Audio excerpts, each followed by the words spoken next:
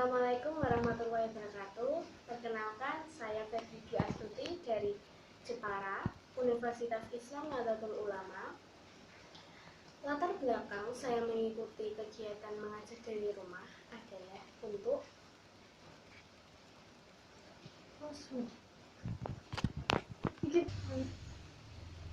kebijakan Merdeka Mengajar adalah suatu kebijakan yang dibuat oleh Kemendikbud untuk membantu para siswa yang sedang mengalami masa pandemi ini di rumah saja dan tidak mendapatkan ilmu dari pengajar.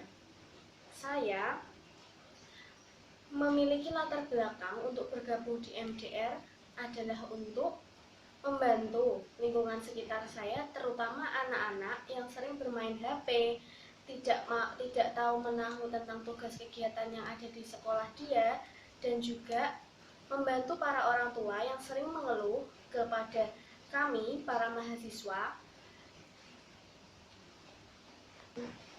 mengeluh tentang banyaknya tugas yang diberikan oleh guru mereka tanpa memberikan materi yang bisa dipahami dengan mudah. Orang tua mereka cenderung marah-marah terhadap anaknya. Dengan adanya tugas, orang tua mereka justru mengerjakan sendiri, minta bantuan ke para mahasiswa, terutama kepada saya. Lalu, sasaran siswa di lingkungan sekitar saya adalah kelas 3 SD, kelas 5 SD, kelas 6 SD, serta kelas 1 SMP. Metode pembelajaran yang saya berikan adalah sesuai dengan materi yang diberikan oleh gurunya. Misalkan ada siswa mendapatkan PR tentang matematika, saya akan membantu mereka untuk mengerjakan PR matematikanya dengan cara dia datang ke rumah pada hari Sabtu atau pada hari Minggu. Sekiranya mereka bisa, saya tetap stay di rumah untuk membantu mereka. Lalu, metode yang saya gunakan tidak sama dengan guru-guru mereka. Saya menggunakan berbagai games, memakai kartu untuk mengacak apakah dia bisa berkalian dengan mudah, apakah dia bisa mengingat hewan omnivora, hewan apapun itu dengan mudah, supaya ada games di dalam pembelajaran. Kondisi mereka sebelum mendapat pengajaran dari saya itu acuh tak acuh dengan tugas. Setelah mereka ikut dengan program ini selama 12 kali pertemuan, alhamdulillah makin banyak siswa yang mengerjakan tugasnya, makin banyak siswa yang sabar dengan tugasnya. Lalu kalau ada kesusahan, mereka datang ke rumah saya untuk mengerjakan PR.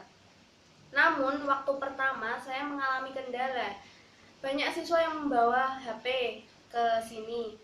Lalu saya tegur, lebih baik HP-nya diletakkan dahulu, kita fokus belajar dahulu. Namun mereka, Mbak, gak usah mau aku pengen main HP. Dia berkata seperti itu. Ya, saya ikuti alurnya.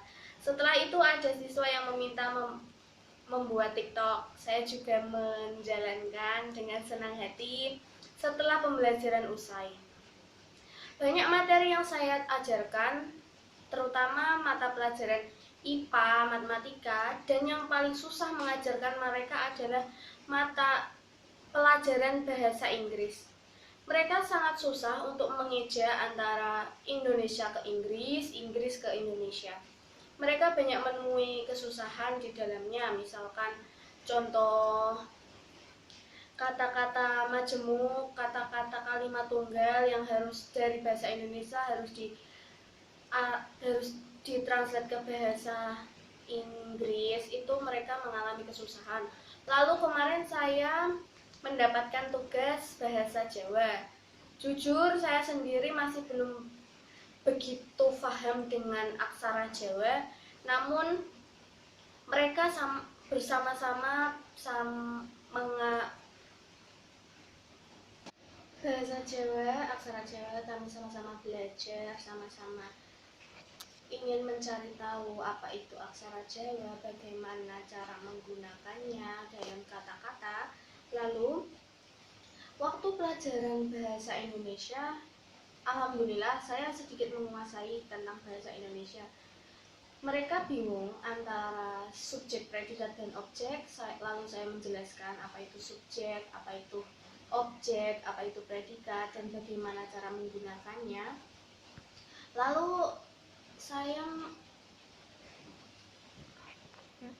pada minggu pertama saya menggunakan metode pembelajaran, yaitu dengan menggunakan Google. Saya mencari apa yang ada di PR-nya, lalu saya cari di Google bagaimana cara mengerjakannya, bagaimana cara untuk menjawab pertanyaan-pertanyaan dari gurunya. Lalu sekarang siswa itu banyak diberi tugas membuat video. Saya jadi harus membantu mereka membuat video bagaimana cara membayar pada pelajaran agama. Saya membantu mereka untuk membaca Al-Quran, membaca juz amma. Terus ada juga yang ditanyai tentang cerita nabi-nabi, tentang apa itu mukjizat, apa itu rukun iman, rukun Islam, dan bagaimana cara menjadi siswa yang baik di lingkungan sekitar. Saya juga mengajarkan tentang budi pekerti yang ada pada LKS mereka. Semua saya lakukan dengan lapang dada, tanpa harus menjadikan mereka setelah ini kamu bisa, tapi setelah ini kamu harus bisa, harus mau belajar, dan harus mengerjakan tugas dengan tepat waktu. Pertama-tama orang tua mereka sangat welcome, namun pada akhir-akhir orang tua mereka bilang, terima kasih ya kak sudah membantu anak saya untuk mengerjakan tugas. Saya bersyukur bisa membantu mereka dalam mengerjakan tugas, dalam mengerjakan apa-apa yang menjadi kesusahan untuk orang tua mereka. Lalu orang tua mereka menyarankan saya membuka les privat, namun jujur saya tidak mampu untuk membuat les privat karena banyak kegiatan organisasi yang berlipat-lipat, bertumpuk-tumpuk, yang menjadikan tanggung jawab saya sebagai mahasiswa tentunya harus menjadi prioritas saya. Namun jika Allah memberikan waktu, saya akan membuat les privat untuk mereka, karena yang terpenting adalah bagaimana saya bermanfaat untuk orang lain, bagaimana ilmu saya bisa bermanfaat untuk lingkungan sekitar, dan bagaimana saya bisa terus hidup dengan keberkahan di dalamnya. Saya mentarget 5 orang sebagai siswa saya karena dengan kondisi COVID ini saya tidak memungkiri banyak kejadian-kejadian yang membuat saya was-was. Saya harus menerapkan protokol kesehatan. Namun pada pertemuan pertama, kedua, mereka sangat susah untuk saya ajak memakai masker, untuk mencuci tangan mereka.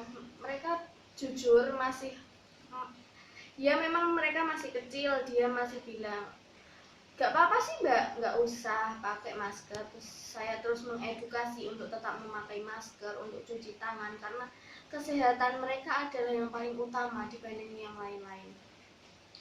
Lalu kalau misalkan lebih dari 5 orang, saya membagi menjadi 2 kloter. Pagi jam 9 sampai jam 11, lalu dilanjut habis zuhur jam 1 sampai jam 3. Banyak warga-warga di sekitar saya yang mau ikut, namun balik lagi ke prioritas saya di mahasiswa, banyak tugas yang harus saya jalankan. Tapi insya Allah saya menjalankan tugas ini dengan ikhlas, dengan tanpa pamrih. Lalu sebelum pembelajaran dimulai, saya biasanya mempersiapkan materi. Saya ketik di laptop, lalu saya print, tinggal mereka mengerjakan, nanti saya bantu bimbing untuk mengerjakan soalnya. Ya sedikit ribet sih, tapi memang harus saya jalankan supaya mereka tidak bosan. Kalau misalkan mereka bisa menjawab, saya memberikan hadiah berupa jajan lah atau apalah. Yang penting membuat dia tidak bosan dengan pelajaran yang saya berikan. Waktu demi waktu mereka sadar bahwa mereka hidup bukan untuk bermain, namun untuk menjalankan tugas sebagai siswa.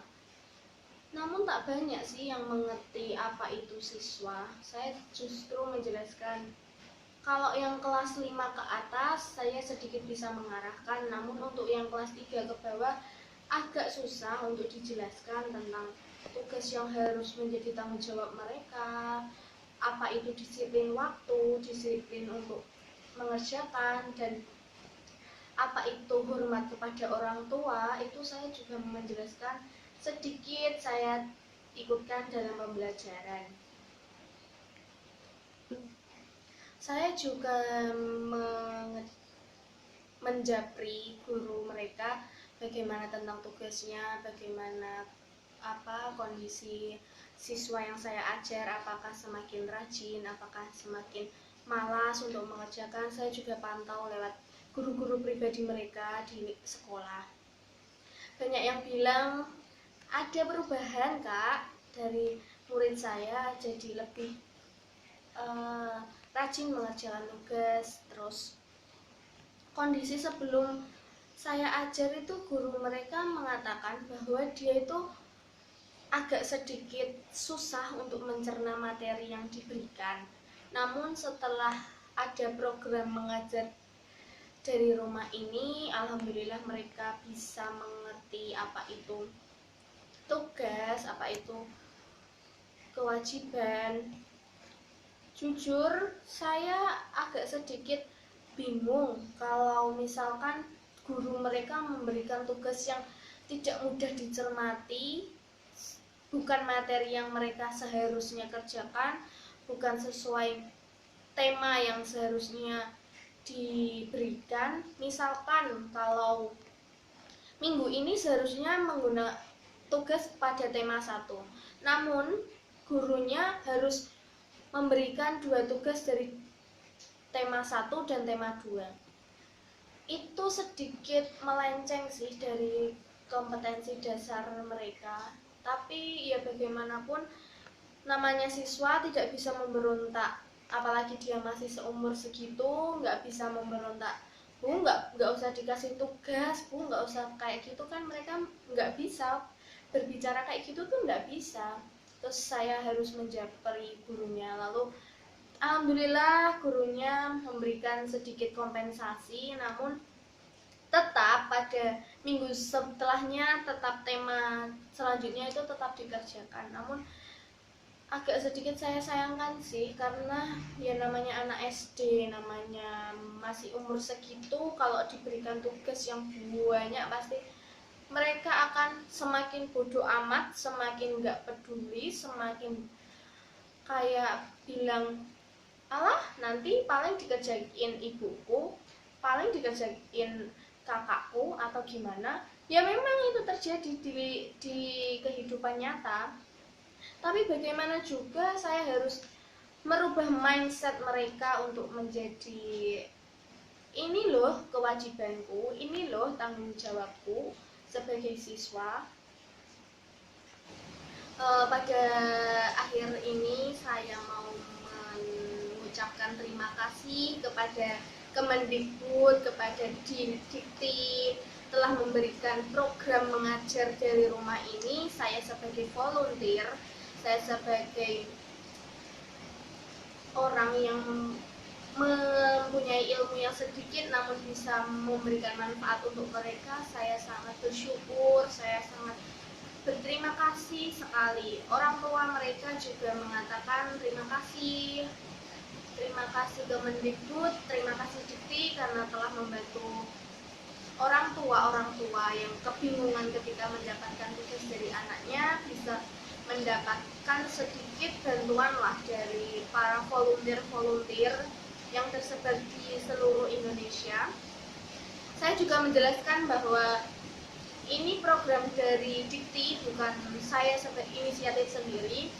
Memang saya jelaskan kepada orang-orang tua mereka, dan orang tua mereka sangat mengapresiasi apa yang menjadi program belajar ini. Kurang lebihnya itu ulasan singkat dari saya Febri Dwi Astuti dari Universitas Islam Nahdlatul Ulama mengucapkan banyak terima kasih telah mengadakan program yang sangat bermanfaat, sangat baik, sangat istimewa untuk mereka para siswa, untuk mereka para orang tua. Mereka juga menyampaikan semoga ilmunya bermanfaat, semoga apa yang diberikan menjadi ladang pahala di sana. Wabillahi taufiq wal hidayah. Wassalamualaikum warahmatullahi wabarakatuh.